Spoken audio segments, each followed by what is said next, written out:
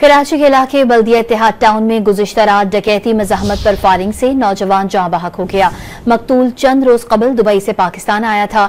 अहले खाना के मुताबिक मकतूल उमर दोस्तों के हमरा घर के बाहर बैठा हुआ था।